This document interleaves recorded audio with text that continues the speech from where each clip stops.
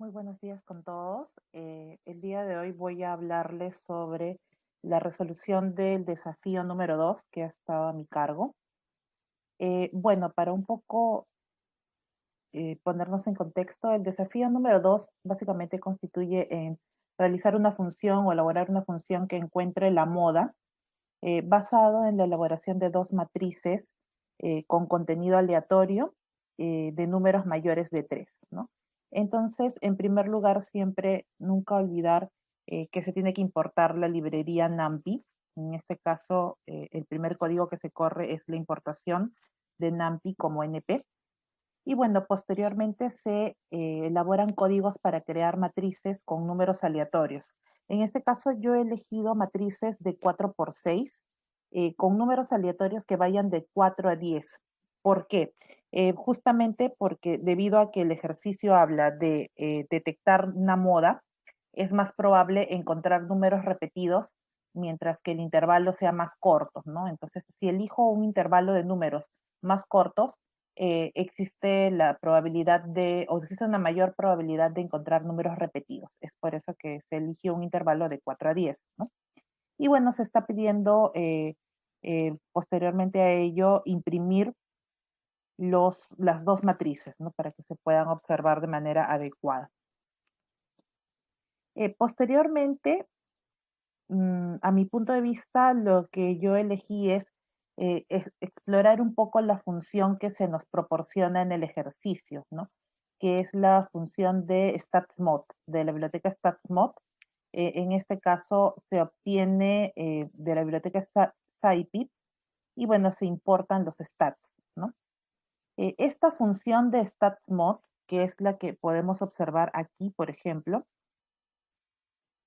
básicamente nos saca la moda de manera directa de todo el array, en este caso de toda la matriz, ¿no? Siempre y cuando se especifique el axis, el eje, ¿no? Cuando se especifica o cuando se le da la orden al comando de que axis es none, lo que se va a obtener va a ser la moda completa de todo el array, de toda la matriz, ¿no? Que es lo que vamos a poder observar en la primera parte de los resultados. Sin embargo, esta función nos brinda también la opción de poder mostrar la moda tanto por columnas como por filas. ¿Por qué? Porque estas columnas y filas son justamente las dimensiones del array. En este caso, las columnas se denominan como dimensión cero, entonces es el axis cero, y es lo que se especifica en esta función de aquí,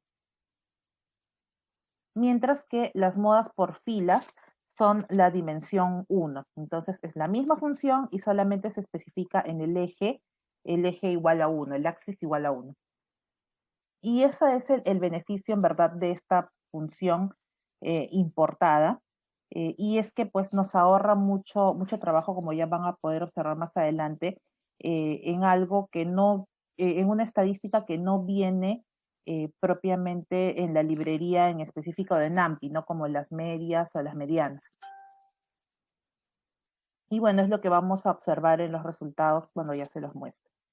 El desafío era básicamente generar una función para encontrar el valor de la moda sin utilizar esta opción de StatsMod. Entonces, yo lo que he decidido es utilizar la lógica de encontrar el valor más frecuente en una lista. Es decir, convertir el array o algún componente del array, ya sean filas o columnas, en una lista.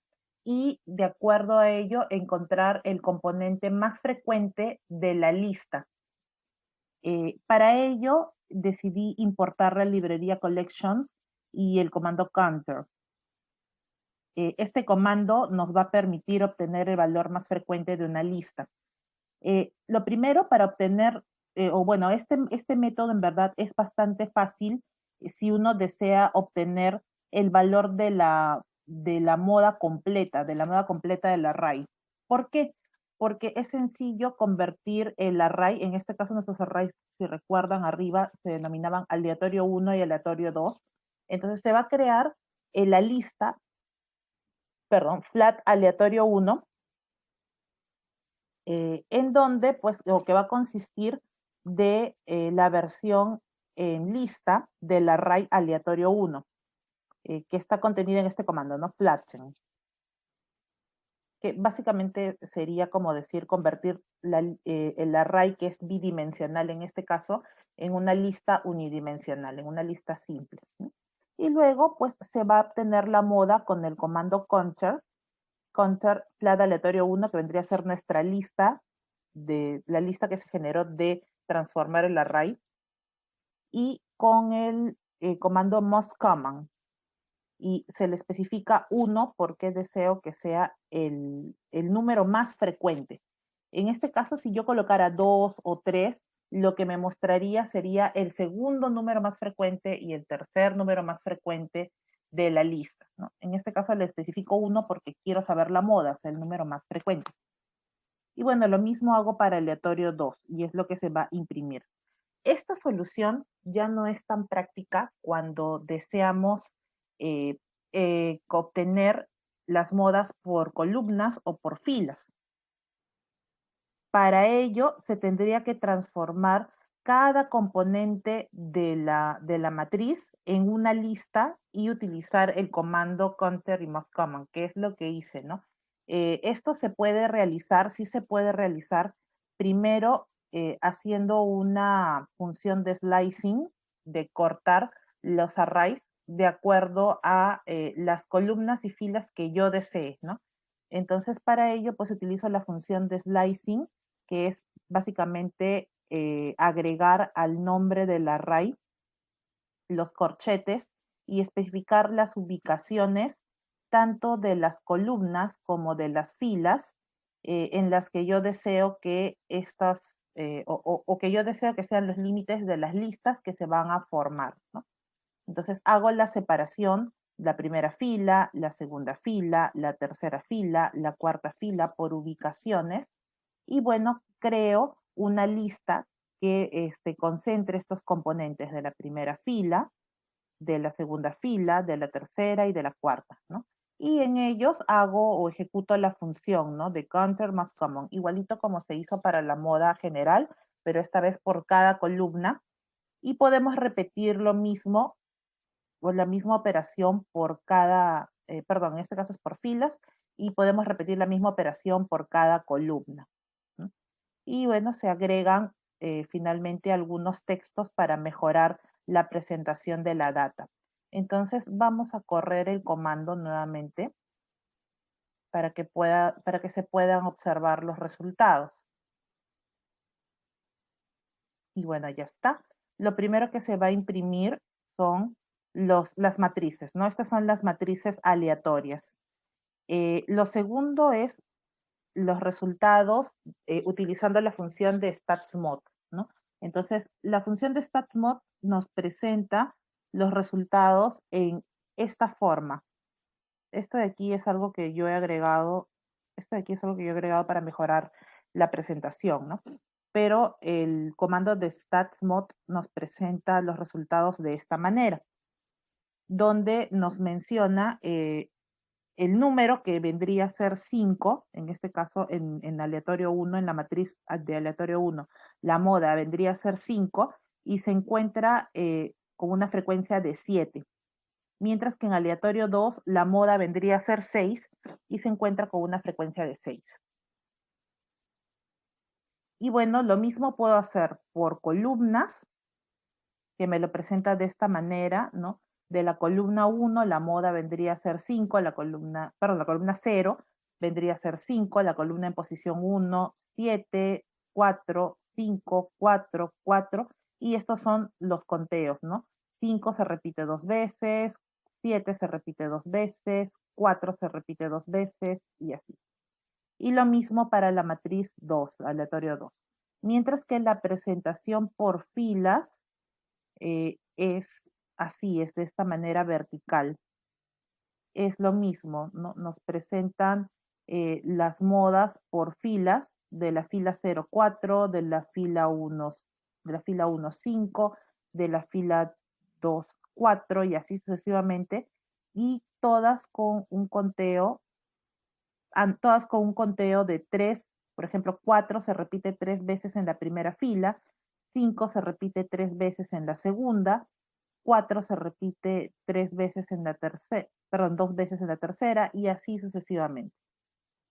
Por otro lado, mediante la solución que les brindé al inicio, convirtiendo los arrays en filas, perdón, en listas, nos presenta de esta manera, ¿no? Nos presenta las modas completas, moda y conteo, de manera similar a la función de StatsMod. Y como pueden observar, los resultados son los mismos, ¿no? En StatsMod nos sale una moda de 5 en aleatorio 1 con una frecuencia de 7 y una moda de 6 en aleatorio 2 con una frecuencia de 6. Y aquí pues esto se repite de manera textual, 5, 7, 6, 6, con lo que se corrobora que la función elaborada es correcta, ¿no? Y bueno, el ejercicio se ha hecho solamente para la matriz aleatorio 1, se puede repetir toda la función para la matriz aleatorio 2, no habría ningún problema. Y aquí están las modas y conteos, ¿no? De manera similar a lo que se muestra aquí, ¿no? En este caso, la moda de filas, por ejemplo, que se puede visualizar aquí de una manera y aquí de otra. La primera fila, la moda es 4 con una frecuencia de 3, 4 con una frecuencia de 3. En la segunda fila, la moda es 5 con una frecuencia de 3 también. Aquí también 5 con una frecuencia de 3, 4 con una frecuencia de 2, 4 con una frecuencia de 2 y 5 con una frecuencia de 3, 5 con una frecuencia de 3. Lo mismo para las columnas. Entonces se brindan los mismos resultados, pero obviamente el código es mucho más largo, ¿no? La comparación definitivamente, si uno desea solamente el dato de la moda, pues favorece a la función de StatsMod debido a que es más corta y brinda de una manera más fácil las opciones de realizar el cálculo por filas y por columnas. Sin embargo, si uno solamente desea obtener la moda de la matriz de manera general, allí sí ambas soluciones son buenas, ¿no? Tanto del comando StatsMod como de transformar el array en una lista. Bueno, eso sería todo y muchísimas gracias.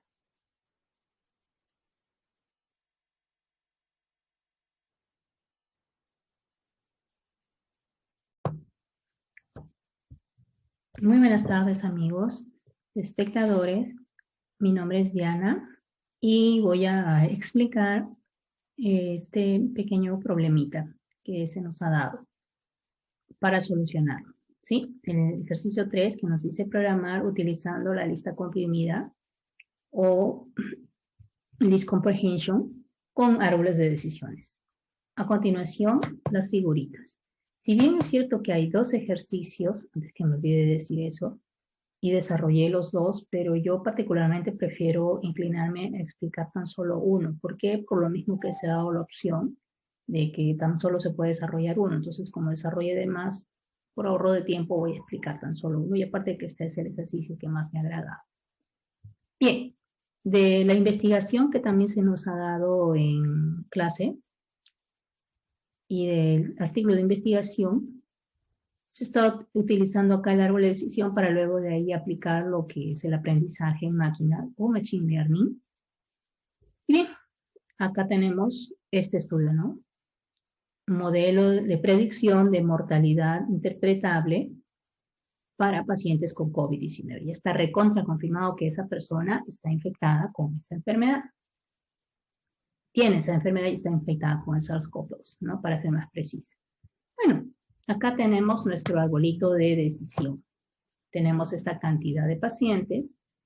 Perfecto. A ellos se les ha hecho la prueba de medición de la deshidrogenasa láctica, ¿no? Y para que pueda vivir este paciente, o más que vivir, para que pueda tener tal vez no un pronóstico totalmente negativo, necesariamente esta cantidad de deshidrogenasa láctica tiene que ser menos de 365 unidades por litro. ¿Sí? Si no lo es, si incumple esto, si es mayor, ya fue, en definitiva, la muerte la espera. Y bueno, vemos una cantidad acá de pacientes a quienes se les ha realizado la prueba, se detectó mayor del límite, 146 son los confirmados y sin confirmar 3, ¿no?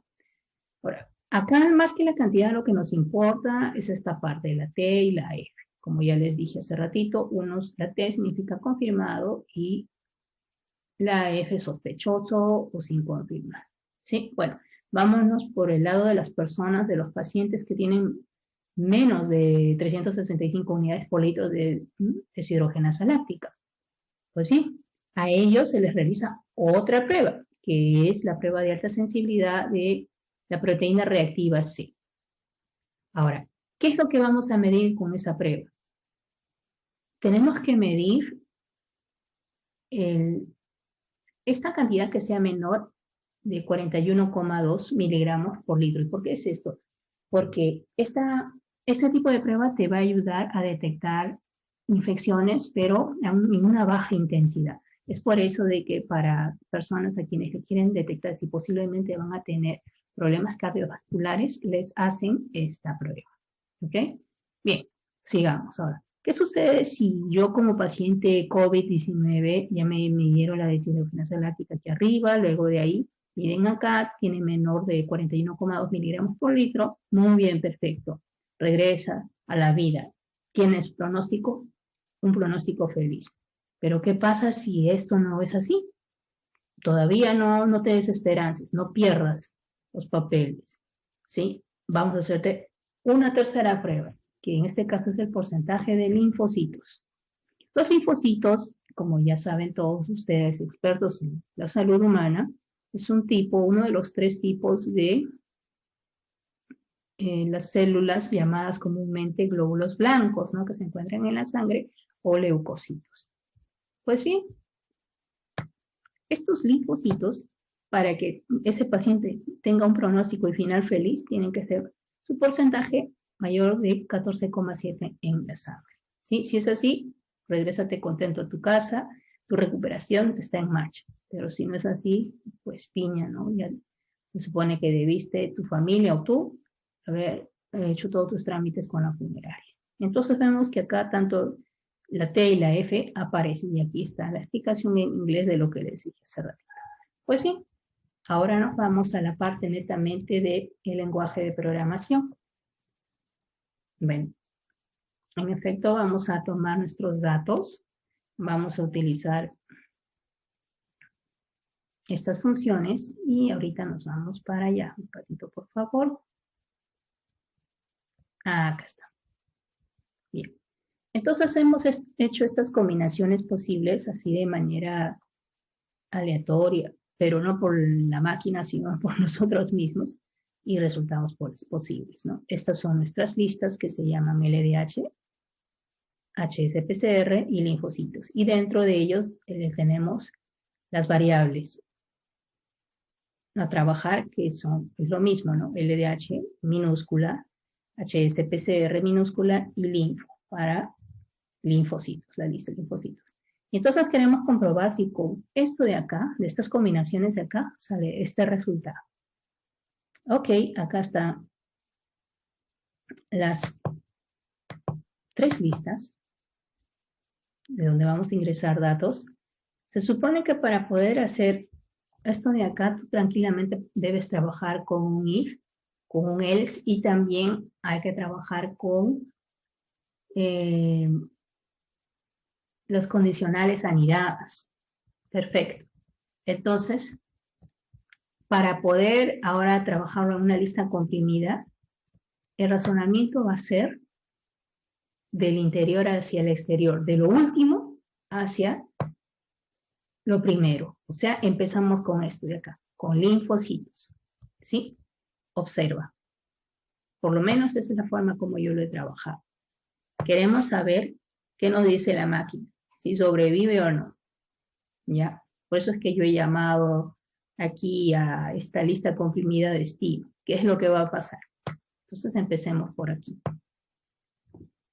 Le damos, escribimos acá sobrevive, muy bien. Sí, linfo, perfecto. Linfo que corresponde a linfocitos y que proviene de aquí. ¿Ya? O si no, recuerda, pasa este porcentaje, vives. No pasas, mueres. Fin. ¿Ok? Bien.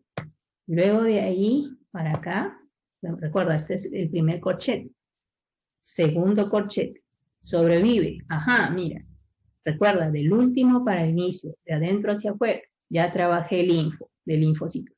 Ahora voy a trabajar HSPCR de lo mismo, el homónimo, solo que algunos al último con mayúsculas, ¿no? Porque ya es la lista donde estamos tomando los datos. ¿Ok? Bien. Entonces, lo mismo hago, ¿no? Sobrevives y tal, o si no, muere. Listo, ya tengo el segundo corchete. Por acá, por la izquierda y por la derecha. Ahora, lo último que viene. Tercer corchete antes de cerrar. Si LDH, este LDH ¿de dónde proviene? Proviene de aquí. La última variable para el primer nivel, acuérdate, de el último hacia el inicio o de el interior hacia el exterior. ¿Ok? Y no me olvido, obviamente, de colocarle el comando for, porque yo tengo que indicar para qué variables voy a trabajar. Y aquí está. Linfo de adentro hacia afuera, linfo HSPCR, LDH. En trabajo con mi zip, ¿ok? Porque obviamente me tiene que comprimir las tres listas. Y bueno, acá también coloco. Bueno, repito también la misma, en el mismo orden, de adentro hacia afuera, linfocitos, HCPCR y LDH. ¿Ok? Y entonces, finalmente, colocamos destino, ¿para qué? Para que el momento que tú le des el control enter, o también acá en la flechita, cuando corra, nosotros ya hicimos eso, va a salir este resultado. Mira, ¿coincide o no coincide? Por supuesto. Lo único que nada más no coincide es que acá uno se llama sobrevive, aquí debió haber colocado vive. Pero bueno, un error de tipeo y de actualización. ¿Sí? Bien, eso sería todo por mi parte. Muchas gracias por su atención y espero no haber descansado. Gracias. Que tengan buen día.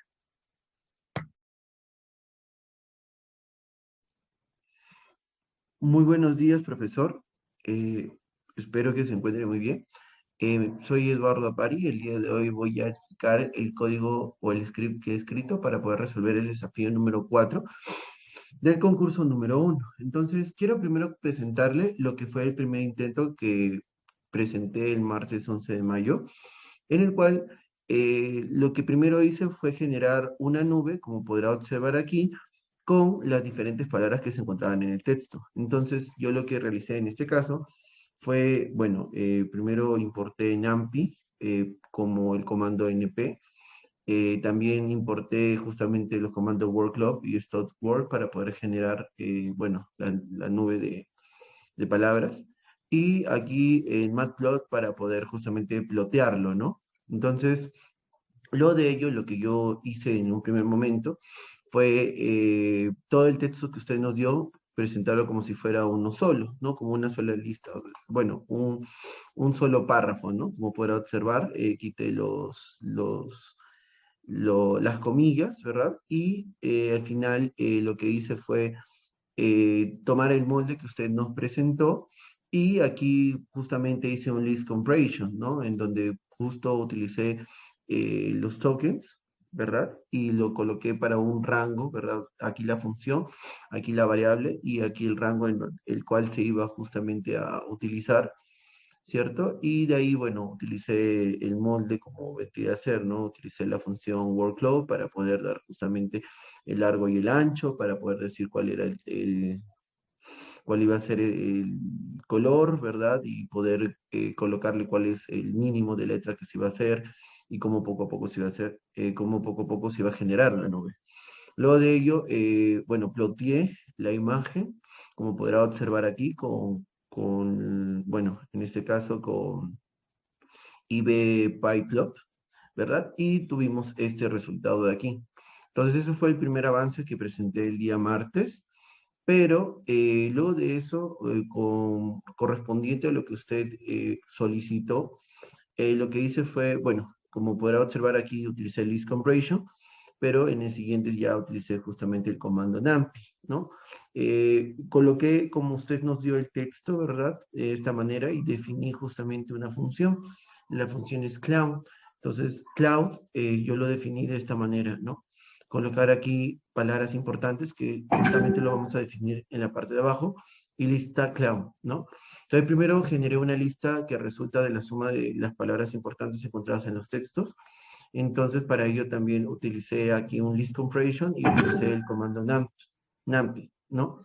Luego buscamos el índice del texto con mayor peso. Entonces, también utilicé el comando numpy, ¿verdad? Para poder justamente colocar cuál es el de mayor peso según lo que habíamos generado arriba de mi lista, ¿no? Luego, para poder corroborar los datos, se imprimió justamente esta información y luego se utilizó el molde, ¿no? En donde se utilizó Word Cloud, ¿verdad? Para poder primero definir la nube y luego plotearlo.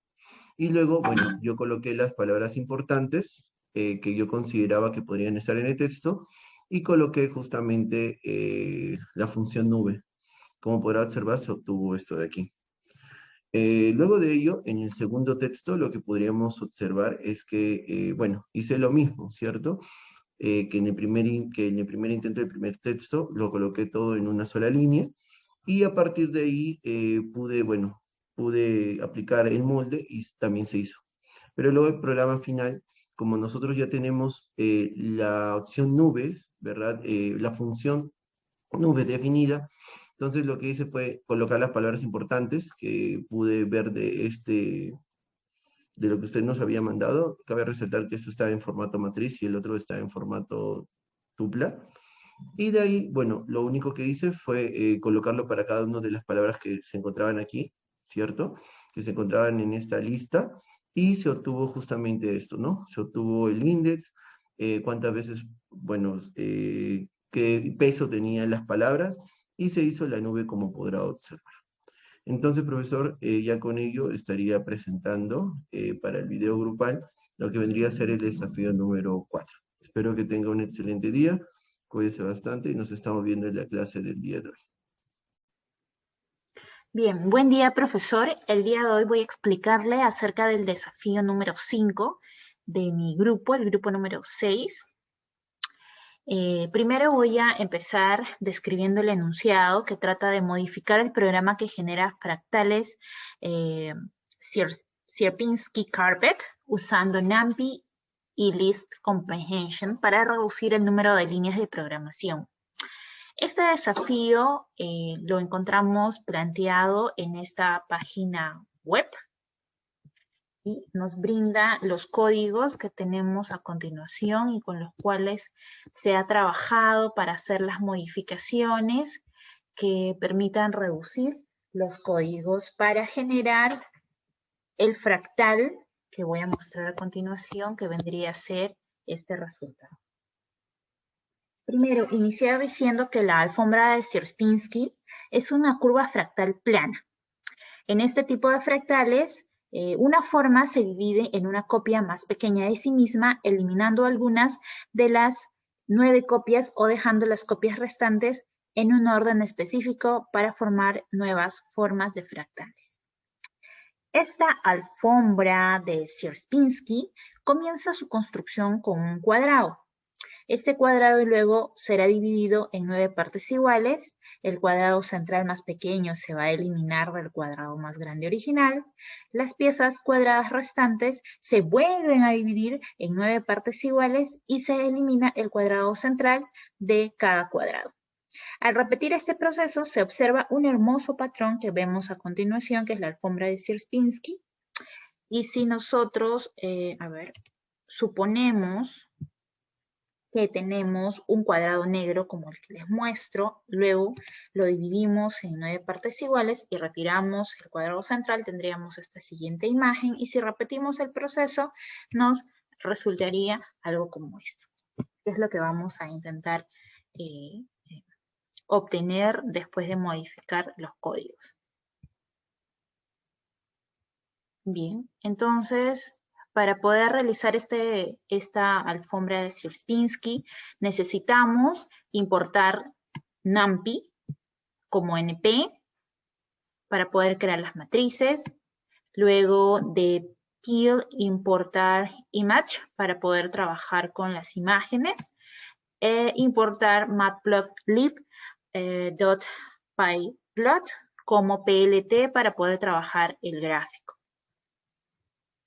Bien, aquí se dan en estas dos primeras líneas de código, se dan las indicaciones para el número total de veces que el proceso va a ser repetido, que vendría a ser un total de 5, y el tamaño de la imagen, que va a ser 3 elevado al total, pero este total ya lo tenemos definido como un número 5, es así que estos dos códigos nos van a dar números ya calculables previamente.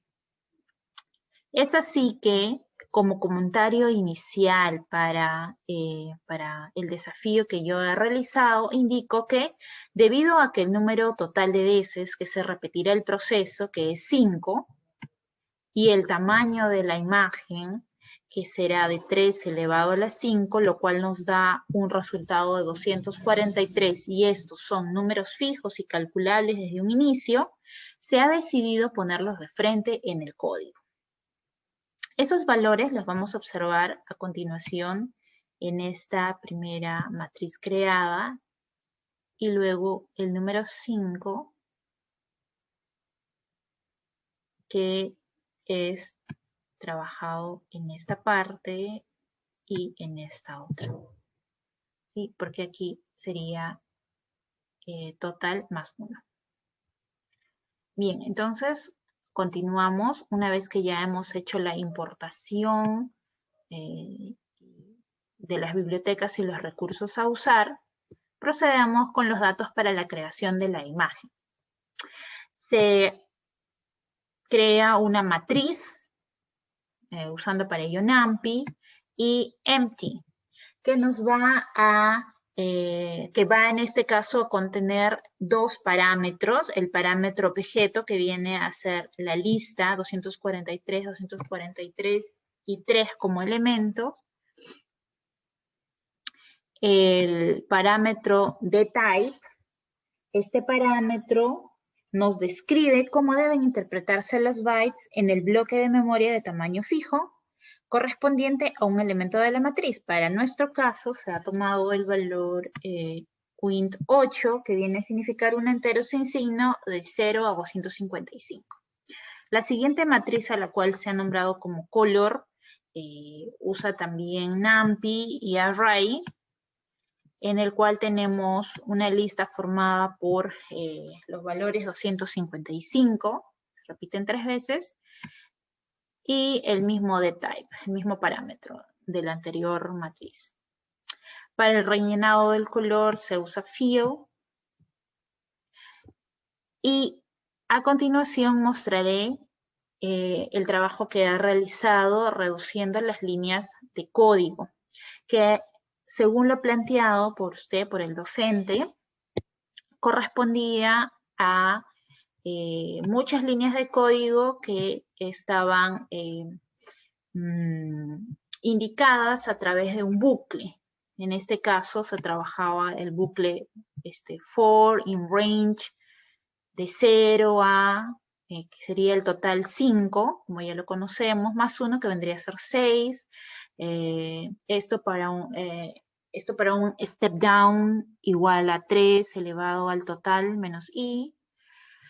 Luego venía un siguiente bucle para x y en range de 0 a 3 elevado a la i. Y otro, un condicional que nos decía si el residuo de dividir x entre 3 es igual a 1, entonces iba a cumplir el siguiente bucle, que era para y in range de 0 a 3 elevado a la i, si la condicional de la división de y entre 3 era igual a 1, Entonces se cambiaba el color con la siguiente indicación, que incluía tanto el step down, previamente indicado aquí como iba a hacer que se calculaba, incluía la Y, el parámetro Y, luego también el X. Bien, estos pasos, todos estos pasos que vemos aquí, que vendrían a ser 3, 4, 5, 6, 7 pasos, yo los he trabajado y los he reducido en 1, 2 y 3.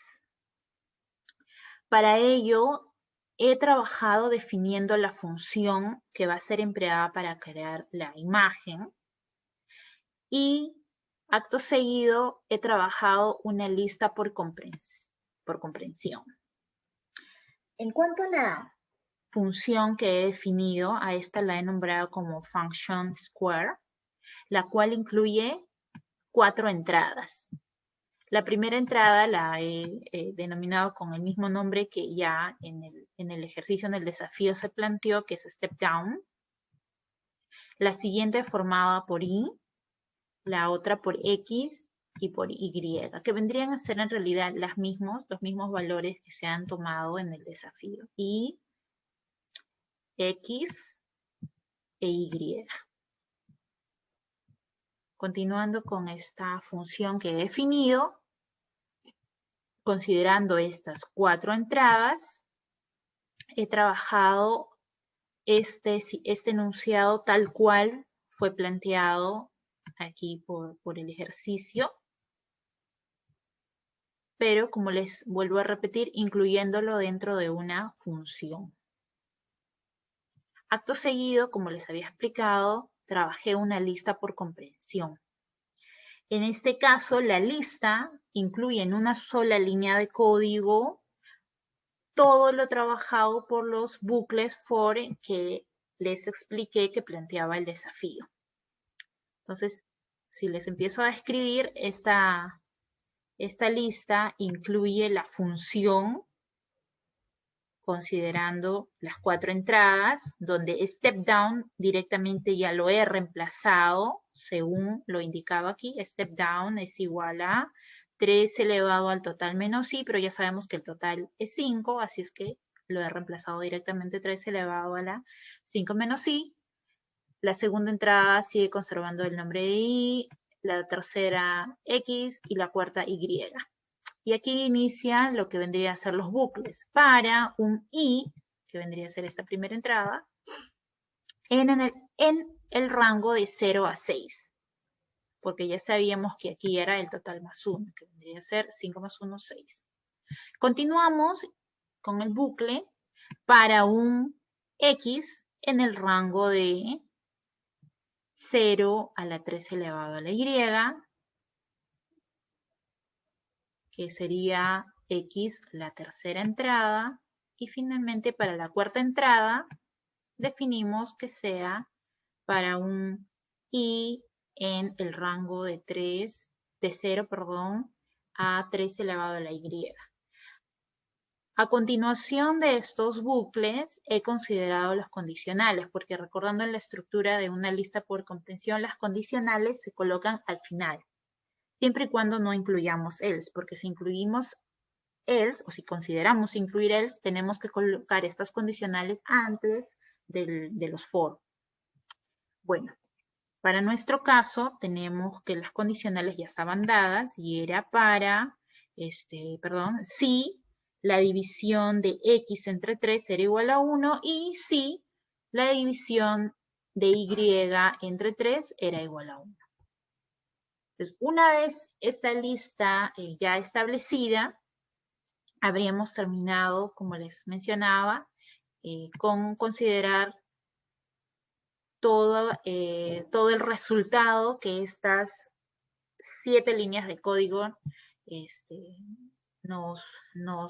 nos indicaban, resumidas en 3 líneas de código, cumpliendo, de hecho, hasta el momento con lo indicado en el enunciado, que era modificar el programa que generaba fractales usando NumPy y list comprehension para reducir el número de líneas de código. Finalmente, para generar la imagen, guardar esa imagen generada y mostrar la imagen en la consola, hemos usado los mismos códigos que se plantearon en el desafío. En este caso no ha habido modificaciones, que vendrían a ser estos mismos 7 códigos. Aquí los tenemos. Finalmente, cuando corremos nuestras líneas de código, ejecutar de todos modos,